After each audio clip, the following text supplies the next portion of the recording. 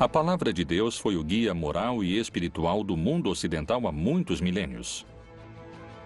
Porém, a mensagem divina chegou a nós através de intermediários. Meu professor de teologia nos dizia: tradutore, traditore, tradutor, traidor. Se o tradutor não concorda com o autor, muda o autor. E como lemos do texto do tradutor, acreditamos que o autor escreveu aquilo. Quem foram os escolhidos para trazer os ensinamentos de Deus a todos nós? Foi Moisés realmente encarregado de levar seu povo através do deserto por uma mensagem divina? Os 10 mandamentos que conhecemos hoje são os que Deus deu a Moisés? Ou existiram outros que foram escondidos? Quando Deus fala da lei a Moisés, ele o manda ler 10 mandamentos. Porém, temos mais de 600 mandamentos que são entregues ao povo. Quem são as pessoas que dizem ser os atuais mensageiros de Deus? Deus deve poder falar através de algumas pessoas hoje. De certa forma, eles são como os anjos, eles são mensageiros de Deus. Pode a igreja assassinar a quem entregou uma mensagem diferente daquela que sua instituição pretendia? Chegaram novos mensageiros de Deus à América Latina que a igreja não reconhece? Um santo pagão é um termo com o qual se quer apelidar a pessoas que já morreram e que o povo ou determinado grupo o considera santo. Segundo a Bíblia, a palavra de Deus chega até nós através de seus vários mensageiros. Mas desde profetas bíblicos até sacerdotes medievais e delinquentes convertidos em santos pelo povo, todos têm sua mensagem e discordam entre si. Alguém diz a verdade e alguém mente? Qual é a verdadeira mensagem que Deus quis transmitir? Mensageiros de Deus. Verdadeiros profetas ou farsantes profissionais? Cairo, Egito. É hoje uma populosa metrópole com mais de 8 milhões de habitantes. As margens do rio Nilo foram durante milênios o epicentro político da região. Para a tradição judaico-cristã, foi nessa região onde Deus começou a deixar seu rastro mais profundo na civilização. O povo judeu vivia sob o domínio cruel do faraó do Egito. Mas um dia nasceu o homem que daria início à insurreição. E o rei do Egito falou às parteiras das hebreias, das quais uma delas era Sifrá e a outra Puá, e disse: quando ajudardes a dar à luz as hebreias e as virdes sobre os assentos, se for filho, matai-o, mas se for filha, deixe-a viva. No lar de Moisés, a mãe ficou grávida, teve seu filho e o escondeu durante 3 meses. Por temor que o ferissem ou que o faraó o matasse. O colocou em uma arca com betume e o deixou no rio Nilo, em um lugar de juncos, para que não houvesse perigo de que se afogasse. E o menino foi descoberto pela filha do faraó. Ela o pegou e viu que era um menino hebreu desde o primeiro momento. Ela viu que era um menino hebreu e naquele momento se encontrava ali a irmã de Moisés. Ela disse à filha do faraó que conseguiria uma ama de leite, e a ama de leite que ela conseguiu era a mãe de Moisés. Desde as origens tem aqueles que duvidam dos relatos da vida e do nascimento do mensageiro mais notável da história bíblica. Assim são os mitos, porque hoje você coloca um bebê em um cesto de vime e afunda, né? Acredito que se usava boias naquela época, é isso. Só que, além disso, são tão acertados os mitos, não o resgata qualquer mulher. O resgata exatamente a filha do faraó. E permite que a mãe judia, que é outra coincidência mítica, seja ama de leite. Por que deveria ser tão importante no decorrer de sua história o fato de ser criado pela corte do faraó? Alguém que vai libertar e que vai liderar uma rebelião contra o poder não pode ser educado nem criado com mente de escravo. Muitas vezes o líder não deve ter os medos nem as ataduras dos oprimidos. Deus escolheu um representante para que leve sua palavra em um dos momentos mais escuros para o povo judeu. Qual é a forma em que Moisés se transforma no maior mensageiro de Deus de todos os tempos? O episódio da vocação de Moisés é muito lindo porque ele está pastoreando uns animais e de repente encontra-se com uma sarça ardendo que não se consome. Então a curiosidade faz com que ele se aproxime e escute a voz de Deus que diz: tira as sandálias porque esse é um lugar sagrado. Então aproxima-se e é assim como recebe o chamado. Esse receber o chamado corresponde também à manifestação do nome de Deus, porque é ali onde Deus, por pedido do mesmo Moisés, lhe dá seu nome. E o que devo dizer? Quem me manda fazer tudo isso? Diz que quem manda é aquele que é. Eu sou o que sou, daí vem o nome Javé. Portanto, desci para livrá-lo das mãos dos egípcios e para fazê-lo subir daquela terra a uma terra boa e larga, a uma terra que mana leite e mel. Vem, agora, pois, e eu te enviarei ao Faraó para que tires o meu povo, os filhos de Israel, do Egito. O texto conta que quando Moisés se vê diante de uma missão tão terrível, ele se sente assustado, porque o que eu vou dizer ao faraó? Porque ele vai me escutar? Quem sou eu para falar com ele? E Deus lhe dá uma série de truques. O cajado que se transforma em cobra, ou que possa transformar água em sangue, como uma forma de impactar o poder dos magos egípcios. Porque desde a perspectiva do faraó, o que vemos aqui é a luta da minha magia contra a magia desse Deus Yahvé. Moisés se apresentou diante do faraó como porta-voz de Jeová. Segundo a Bíblia, a resposta do faraó foi desafiadora. Mas Faraó disse: quem é o Senhor cuja voz eu ouvirei para deixar ir Israel? Não conheço o Senhor, nem tampouco deixarei ir Israel. O faraó não aceita. Portanto, então, Deus começa a mandar castigos, ou como encontramos em algumas traduções, pragas, ao faraó e ao Egito, para que deixe seu povo ir. A praga das moscas, a praga de quando a água se transforma em sangue, a praga dos gafanhotos, a praga do granizo, entre outras. Todo o relato das pragas acontece dentro de uma estrutura que é dinâmica e repetitiva. Deus vai anunciar uma praga, anuncia a Moisés, Moisés informa ao faraó que a praga vai vir se ele não permitir a saída do povo. O faraó se nega a aceitar. Portanto, a praga chega. Quando a praga chega, o faraó solicita a Moisés que, por favor, pare a praga. Moisés volta a Deus, pede que a praga pare, Deus age e a praga para. E quando a praga para, o faraó volta a endurecer seu coração e então começa novamente o ciclo com uma nova praga. Enfim, chega a última praga, que é a que finalmente faz o faraó aceitar, é a morte dos primogênitos. Morre o filho primogênito dele e ele deixa seu povo ir em liberdade. Depois das 10 pragas do Egito, Moisés conseguiu a liberdade do povo judeu.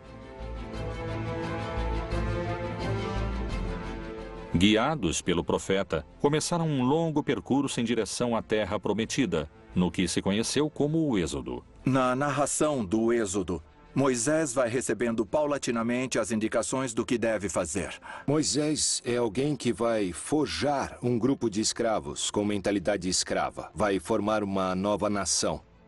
E por isso, dizia um comentarista rabínico, foi mais difícil tirar o Egito dos judeus do que tirar os judeus do Egito. Porque a mentalidade escrava perdura. Por isso, segundo a narrativa, são 40 anos de travessia no deserto para gerar uma mudança de mentalidade.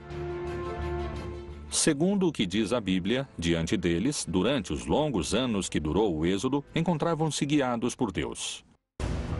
E o Senhor ia adiante deles de dia numa coluna de nuvem para os guiar pelo caminho, e de noite numa coluna de fogo para os iluminar, para que caminhassem de dia e de noite.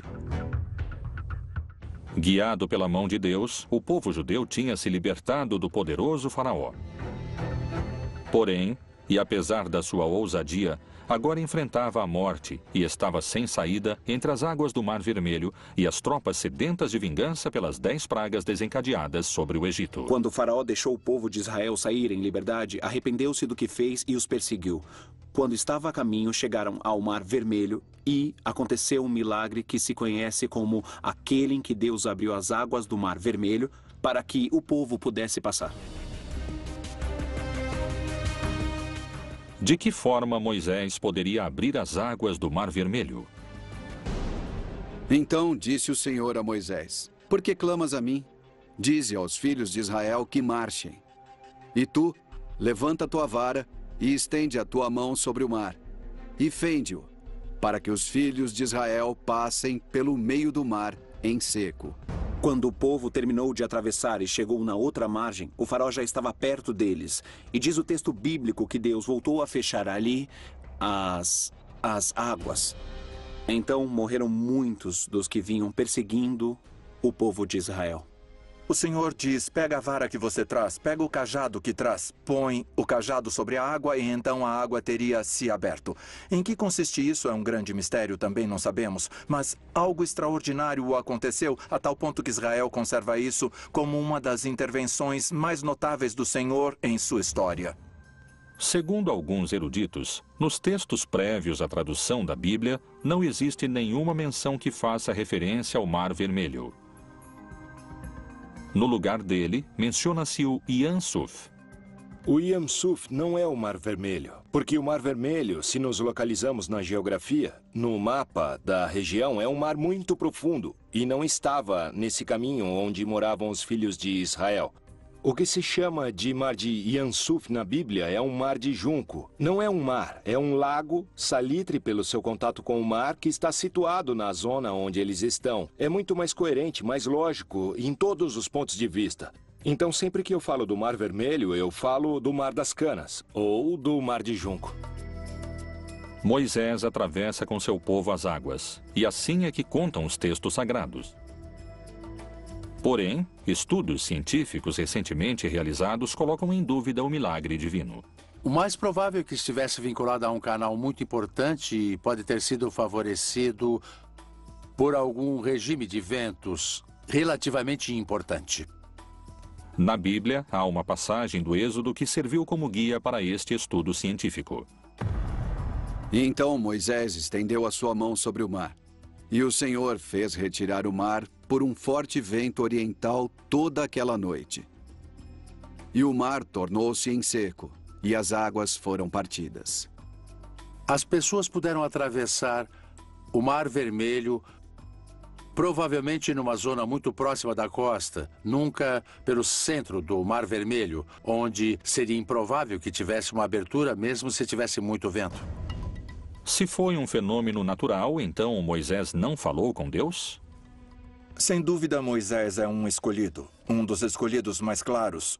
Um grande caudilho escolhido pelo Senhor a realizar essa tarefa de mediação. Primeiro, na negociação com Faraó e depois de guiar o povo, tanto para atravessar o Mar Vermelho quanto na chegada à Terra Prometida, embora ele mesmo não entre na Terra Prometida. Claramente é um escolhido do Senhor para cumprir a missão. Aceitar a historicidade ou não nos relatos do Êxodo se torna um problema de fé. Novas leituras sobre o Antigo Testamento abrem dúvidas a eruditos e estudiosos sobre a forma em que Deus apresentou os 10 mandamentos a Moisés. Foi realmente Deus quem os ditou a Moisés? Ou são uma construção das autoridades judias da época? Existiram mais mandamentos secretos que quiseram ocultar? São reais os 10 mandamentos? Ou, como alguns afirmam, podem ser as 10 maiores mentiras da história?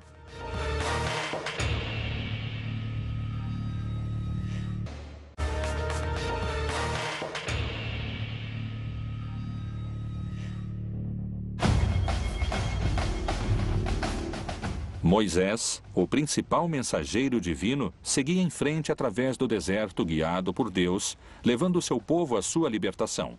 As pragas e o longo êxodo pareciam estar chegando a seu fim. Egito, Península do Sinai. O Monte Sinai é um dos maiores picos do Egito. Com 2.285 metros acima do nível do mar, é um dos lugares mais próximos aos céus na região. E é aqui, nesse cume, onde Moisés selou a aliança de seu povo com Deus. O encontro do povo com Deus se dá no Monte Sinai. O povo embaixo do Monte Sinai e acima Deus falando, mas parece que sua voz é forte. Tão forte como os trovões. Então o povo diz a Moisés, a voz de Deus nos assusta. Por que você não sobe e ele te fala aquilo que quer nos dizer e você vem e nos conta? E é assim que Moisés faz. E ali recebe diretamente as 2 tábuas da lei. De uma parte, todas as indicações daquilo que tem a ver com a sua responsabilidade de aliança, ou seja, de reconhecer a Deus e render a Deus o culto próprio de Deus, a primeira tábua da lei. E depois toda a série de indicações no que diz respeito à justiça com os outros seres humanos, a segunda tábua da lei. Os 10 mandamentos que conhecemos hoje são os que Deus deu a Moisés? Ou houve mais e foram manipulados?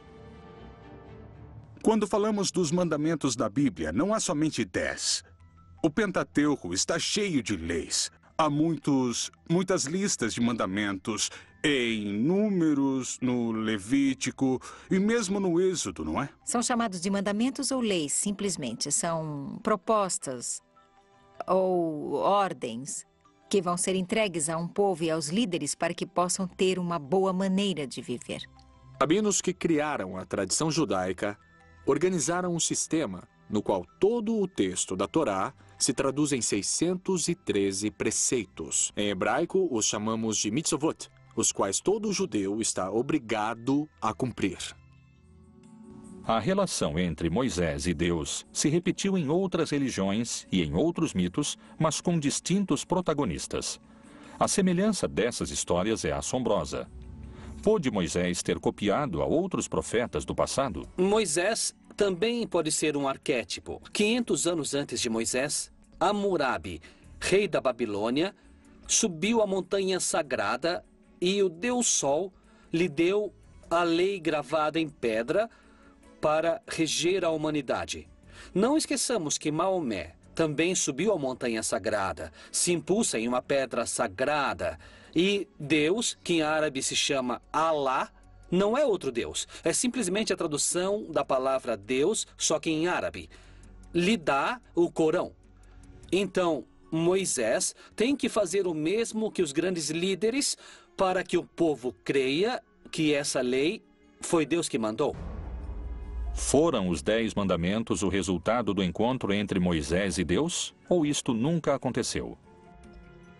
Os 10 mandamentos já eram lei no Egito. E o Egito vai pegar da Mesopotâmia, da Babilônia e dos assírios. Eles já tinham umas leis muito parecidas, que é uma espécie de um código de ética civil. Para que não nos matemos, para que não roubem minha terra. É quando surge a propriedade privada. Não toquem em minhas vacas. Se os mandamentos foram escritos pelas autoridades da época, o que aconteceu no Monte Sinai? Muitos especialistas afirmam que os 10 mandamentos poderiam muito bem ter sido mais numerosos, ou poderiam ter sido distintos. Qual é a versão bíblica desse encontro e a escritura nas tábuas da lei? E deu a Moisés, quando acabou de falar com ele no Monte Sinai, as 2 tábuas do testemunho. Tábuas de pedra escritas pelo dedo de Deus.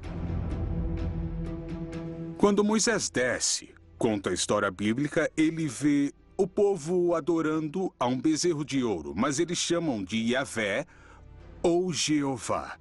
Dão-lhe o nome de Deus, mas aqui o problema é que lhe deram a imagem de Deus. E um dos mandamentos é que você não deve lhe dar imagem, porque se você dá imagem a Deus, você pode controlar a imagem.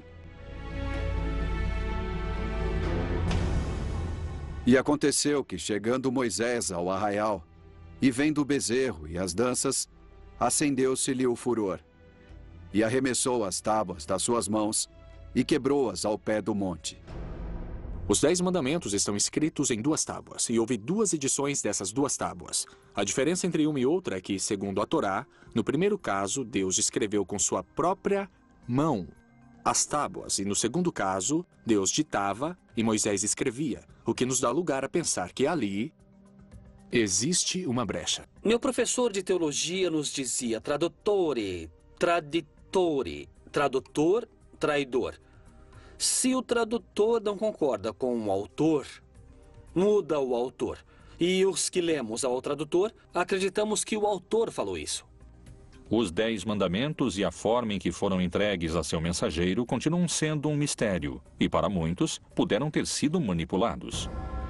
Disse mais o Senhor a Moisés: escreve estas palavras, porque conforme ao teor destas palavras, tenho feito aliança contigo e com Israel. Pôde ter Moisés manipulado os textos ou foi uma mensagem de Deus? Todas as tradições religiosas pressupõem que os profetas e aqueles que transmitiram essas mensagens e esses textos agiam com credibilidade e com paixão em busca da verdade. Então, com essa suposição, você diria, bom, seria muito estranho se alguém se atrever a adicionar ou tirar algo da mensagem divina. Foram os textos canônicos que envolveram a Moisés os únicos que relatam o que Deus quis transmitir sobre os mandamentos que hoje conhecemos? Ou houve outros que oferecem uma versão distinta? No começo do século II e até o século V, se escreveram distintos evangelhos. Ou seja, já não pertencem à época dos apóstolos, nem dos discípulos dos apóstolos. Existem livros apócrifos tanto no Novo Testamento como no Antigo Testamento. Dentro dos apócrifos do Antigo Testamento, encontramos uma comunidade chamada Essênios, que era uma seita judaica que vão produzir uma série de textos. E um desses textos nos fala sobre uma das tábuas e das 2 tábuas, dos 2 momentos em que fazem as tábuas. E vai se propor que a razão pela qual mudam as tábuas é para endurecer todas as regras ali previstas, todas as normas previstas. A novidade dos grupos dos essênios é que haveria mandamentos novos. Por exemplo, o de se purificar em água 2 ou 3 vezes ao dia, o de se vestir de branco, o de preferir uma comida um pouco mais vegetariana e frugal que o resto dos judeus, e a preferência por se abster das relações sexuais. Quais foram os verdadeiros mandamentos que Deus quis deixar de legado à humanidade? Foram os 10 mandamentos o resultado do encontro de Moisés com Deus? Os mais crentes acreditam que sim. Os teólogos mais céticos sustentam que são o resultado de anos de legislação judaica. Existem pessoas que em tempos modernos juram falar com Deus como fazia Moisés. Estão entre nós os novos mensageiros de Deus?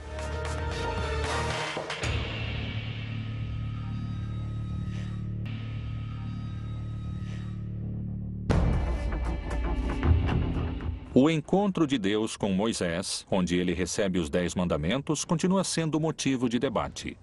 Durante muitos anos, a igreja tem tido distintos profetas que levaram a palavra bíblica. E muitos acreditam que as mensagens de Deus seguem, não se calaram. Especialmente na América Latina. Em Centeno, Santa Fé, na República Argentina, está localizado o Santuário de Maria Rosa Mística. Um lugar onde uma mulher, Maria José Reynoso, diz se encontrar com a Virgem Maria. Em 1999, apareceu para mim a mãe. É assim que eu chamo a Virgem. Eu a chamo de mãe. Eu estava rezando. Ela apareceu no corredor e me assustou, mas era algo tão divino, algo tão grande. Eu pensei que seria só daquela vez e nunca mais. Porém, não foi assim. Parece que eu devia me preparar. E foi assim, porque em 6 de abril de 2010, eu estava rezando. E ao pé da cama, ela apareceu para mim, com seus braços estendidos. E eu digo que ela jogava purpurina, e o padre Benjamin me disse que não, que são bênçãos que ela derramava. Quais foram as mensagens que Maria José assegura ter recebido diretamente da Virgem? Ela me pede que vá buscar uma imagem na paróquia. Eu comento isso com o padre Benjamin. Ele vai à busca e me diz: é essa? Sim, eu digo. Ela pede que eu reze todos os dias o Santo Rosário e que fale sobre ela. Cada final de semana, aproximadamente 4.000 pessoas se reúnem e peregrinam para receber o que dizem que é a mensagem da Virgem através de Maria José. Maria José chega a muitos fiéis e por distintas vias. Há muita gente que a conhece e não foi na missão. Estando no meio dos peregrinos, Maria José parece demonstrar um poder sobrenatural quando toca na cabeça das pessoas. Tem a capacidade de desfalecer a quem participa da procissão. O que é que experimentam seus seguidores que asseguram não serem os mesmos depois da imposição das mãos? Senti uma paz, um descanso, sai toda essa angústia que você tem dentro. Alguma coisa muito especial e sempre vou continuar seguindo ela, porque é uma experiência muito bonita que enche de paz e nada mais, meu amigo. O ano passado, a minha irmã ficou doente e me pediu um favor que a acompanhasse para ver a Maria José. Eu disse que não queria, porque não acreditava em Deus, porque não acreditava na Virgem, não acreditava em ninguém. Fiquei na fila para minha irmã. E a primeira que caiu fui eu. São realmente milagres? Ou estamos diante de uma sugestão coletiva? Acredito que todos os grupos religiosos e místicos que desenvolveram distintas práticas espirituais ao longo da história incorreram em práticas deliberadamente que favorecem a formação dos estados de consciência pouco habituais ou também pouco raros. Porque surgirão falsos cristos e falsos profetas. Farão tão grandes sinais e prodígios que, se possível fora, enganariam até os escolhidos. Como e por que assegura Maria José ter esses poderes curadores? A mãe me diz em uma mensagem, aquilo que tocar sua mão tocará a minha. Ela, ao longo dos 5 anos, foi me ensinando, foi me moldando. No começo rezávamos o Santo Rosário somente. Até que um dia ela me disse o que ia acontecer.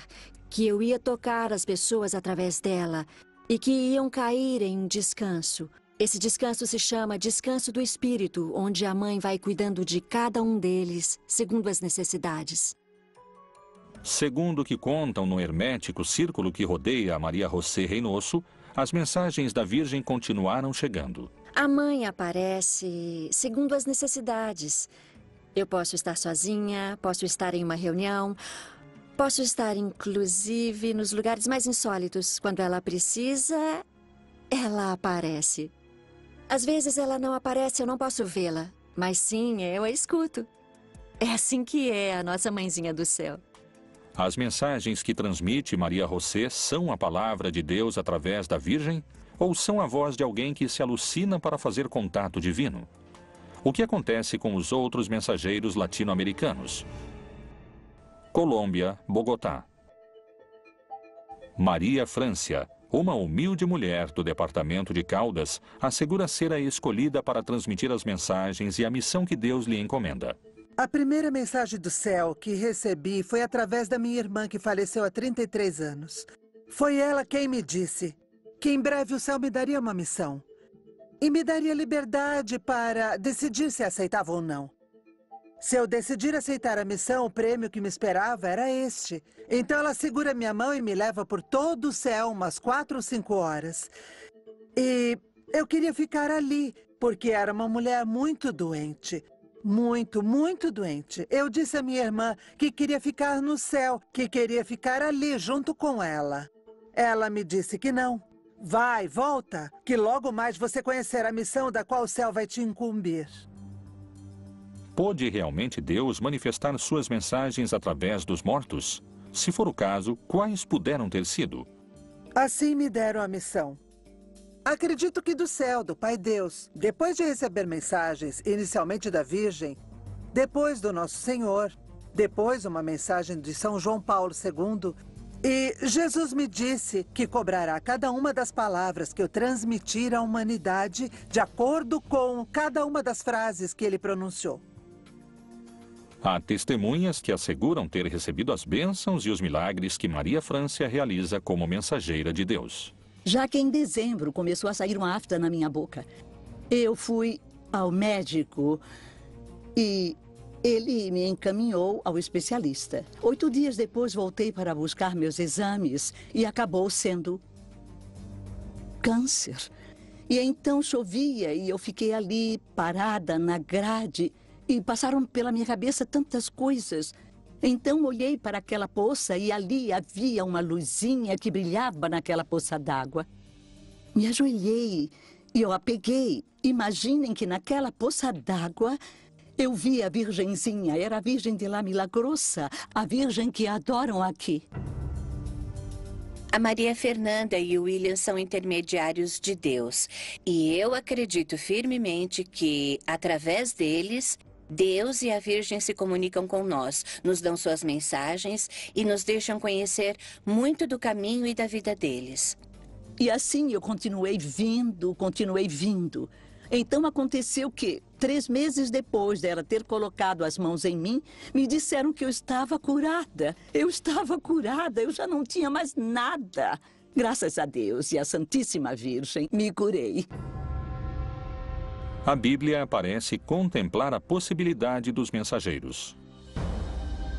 E o Senhor, Deus de seus pais, falou-lhes constantemente por intermédio dos mensageiros, porque se compadeceu do seu povo e da sua habitação. De que maneira podemos saber se são realmente mensageiros de Deus? Como se manifesta a Igreja Católica nesses casos?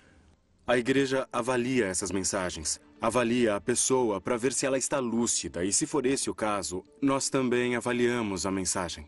É uma mensagem consistente com os evangelhos? As revelações privadas, incluindo tudo o que revelaram através da Virgem Maria e de suas aparições, são, de certa forma, opcionais. São boas para acreditar, mas não somos obrigados a acreditar nessas coisas. Para a igreja que acredita e é possível uma aparição, também manifesta prudência. E não é que a Virgem ou os santos estão aparecendo a todo segundo e a todo instante, e em qualquer lugar.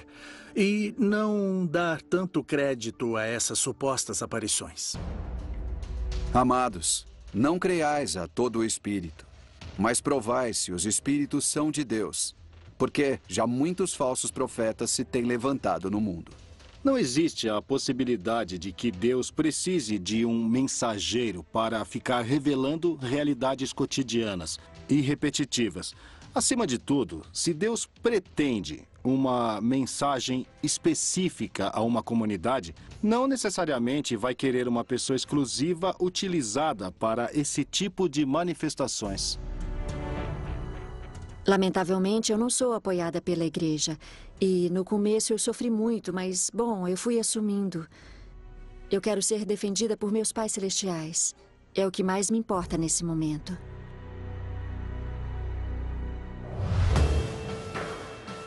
Os supostos porta-vozes de Deus propagam sua influência. Poderia ser que mude a mensagem de Deus para seu próprio benefício? Sofreram perseguições aqueles?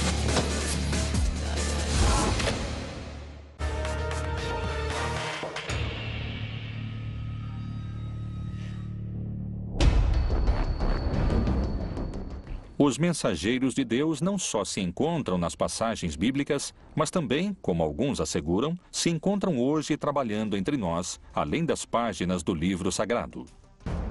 As traduções da Bíblia foram numerosas.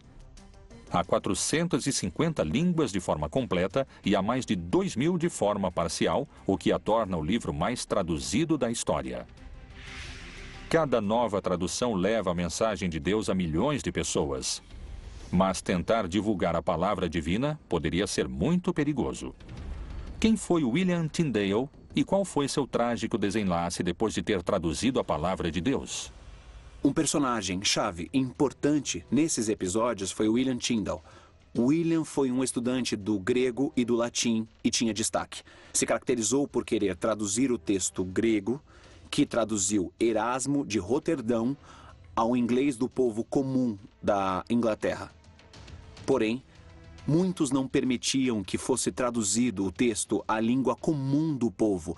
E isso não só aconteceu na Inglaterra, mas também na Alemanha, na Suíça e nos Países Baixos. Tyndale foi caçado pela igreja, porque a igreja acreditava que o povo não deveria contar com a Bíblia no seu próprio idioma, nem o Pai Nosso podia ser repetido em inglês, tudo tinha que ser em latim. Pela ideia de que as pessoas poderiam distorcer a Bíblia porque não iam poder entendê-la. Tyndale publicou o Novo Testamento em inglês, fora da Inglaterra, porém foi traído por um amigo e a Inquisição o levou de volta à Inglaterra, onde morreu queimado vivo na fogueira, por ter traduzido, sem o consentimento da igreja, o que ele considerava ser o pão espiritual do qual as pessoas estavam precisando. E viu alguns tronos, e foi entregue o poder de julgar aos que neles se assentaram. E vi as almas dos que foram degolados por causa do testemunho de Jesus e da palavra de Deus. A partir das traduções de Tyndale, a mensagem de Deus podia chegar a quem nunca tinha chegado antes. E isso, aos olhos de muitos, podia ser perigoso. A Igreja Católica continuou condenando a tradução da Bíblia, sobretudo porque o povo católico é muito ignorante da Bíblia. Portanto, incapaz de questionar os textos bíblicos, que na prática estavam todos proibidos. Segundo eruditos e teólogos, a tradução de Tyndale era perigosa porque, ao aproximar a mensagem de Deus ao povo, o sacerdote não seria mais o intermediário entre os devotos e Jeová. Os príncipes, os governantes tinham muito medo que o povo, ao ter acesso às escrituras, o Papa e os líderes religiosos, a igreja institucional pudesse perder o poder. As pessoas comuns não deveriam ler a Bíblia porque iriam interpretá-la errado. O que, na verdade, ia acontecer é que as pessoas não iriam precisar do clero como intermediário. A ideia protestante era que o povo diretamente tinha que ter a Bíblia no seu idioma e que cada crente tinha que interpretá-la. Então, realmente não tinha problema. William é aprisionado, depois assassinado e, por fim, morre na forca, mas também é queimado. A razão? Por traduzir o texto do grego ao inglês comum do povo.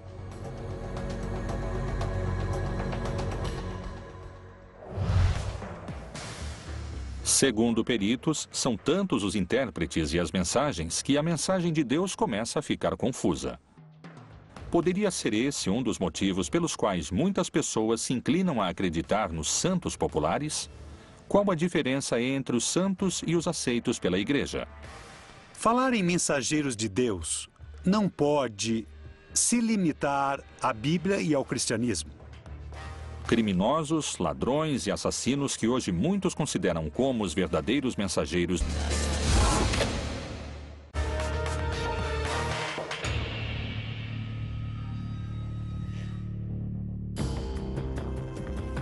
Os mensageiros de Deus ao longo da história tiveram distintos protagonistas e diferentes desfechos. Estão aqueles que recebem mensagens da Virgem ou aqueles que traduziram essa mensagem divina com um final trágico, como é o caso de William Tyndale. Na liturgia católica, os crentes pedem milagres a Deus através dos santos. Pelas distintas circunstâncias, a população recorre também a santos populares, muitos deles pagãos.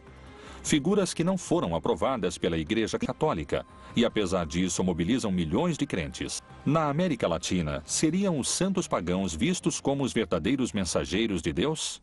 No texto bíblico, a palavra santa utilizada para as pessoas é o povo de Deus, porque era único e especial. E depois é a igreja, porque é única e especial. Não é a qualidade moral e humana da pessoa que a faz santa. Mas no contexto do Novo Testamento, é a eleição que Deus faz, que faz das pessoas. Porque eu sou o Senhor, que vos fiz subir da terra do Egito, para que eu seja vosso Deus, e para que sejais santos, porque eu sou santo. Muitos acusados de estupros, roubos e assassinatos. Os santos pagãos populares latino-americanos costumam ter um passado criminal. O santo dos narcotraficantes, o santo dos ladrões e etc., não seriam os mensageiros de Deus. Primeiro, nem sabemos se existiram. Segundo, o cristianismo não tem fetiches. O cristianismo não acredita que uma imagem ou que um objeto vai solucionar seus problemas. O interesse de Cristo está na transformação do coração das pessoas. Poderíamos pensar que os santos populares estão associados ao que seria a precarização, a necessidade, a ausência de canais institucionais para solucionar muitos problemas que eles poderiam ser atendidos sem necessidade de recorrer a forças mágicas ou sobrenaturais ou religiosas. Quem são os personagens transformados em santos populares para quem pedem milagres? México, Tijuana.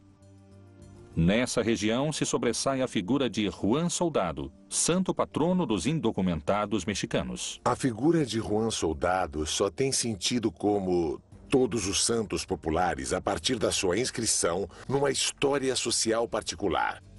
E nesse caso, a história social é o fim da chamada Lei Seca, a Lei Volstead, do fim da proibição da bebida alcoólica. Isso gera um movimento, as pessoas se confrontam, tem mortos, se fecha a fronteira internacional, se declara o Dia Sangrento de Tijuana. Nesse movimento exato se dá o assassinato da menina Olga Camacho. As pessoas vão tentar linchar o suposto responsável, Juan Castillo Morales, que foi acusado e, em uma situação sumamente irregular, se faz justiça. E assim, diante dos olhos de todos, ele é abatido e morre. Imediatamente depois, começam a aparecer testemunhos onde, supostamente, Juan Castillo Morales aparece com sua alma clamando sua própria inocência. Então, as mesmas pessoas que queriam linchá-lo começam o processo de santificação. Mas quais seriam os motivos pelos quais se transformam em santos esses personagens que parecem estar tão afastados da palavra do Senhor? Na Bíblia não há nenhuma figura santa, não há nenhuma figura perfeita.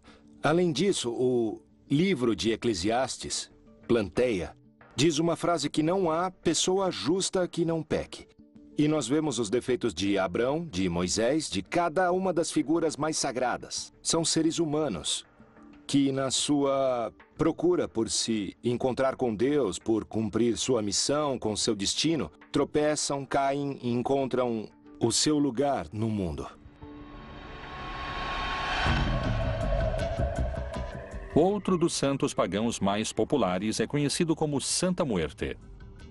A origem dessa crença data da época pré-hispânica e está relacionada com os deuses astecas e maias. Por que aquelas pessoas que vivem vidas marcadas pela violência veneram a esse santo pagão?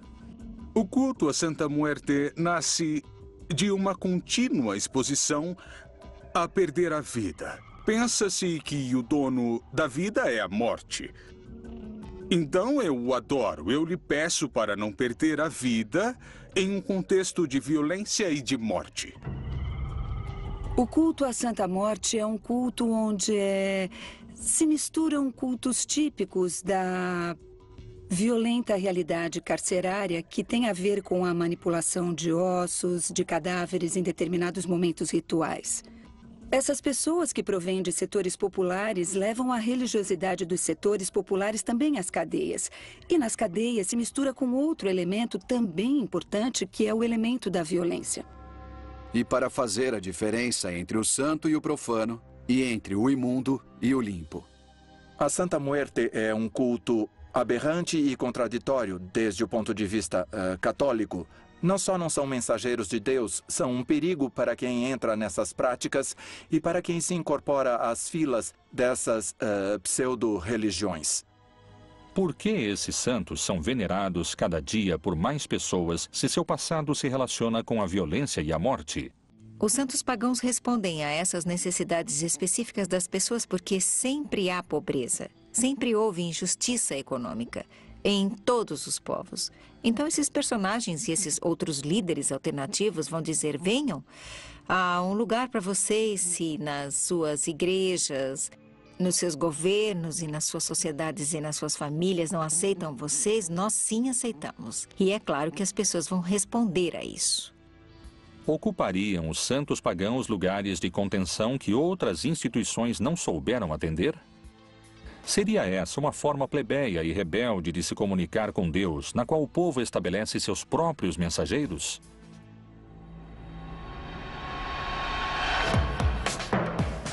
Desde o início da religião, os mensageiros de Deus ocuparam um lugar central no cristianismo. Realmente Moisés falou com Deus, ou pode ter formado parte de uma construção necessária para doutrinar o povo? Existiriam na atualidade pessoas que são portadoras da mensagem de Deus? A Igreja Católica procura difundir a palavra de Deus, ou alguns na instituição adaptam o sentido da Bíblia à sua conveniência? Os Mensageiros de Deus, outro dos mistérios da Bíblia Proibida.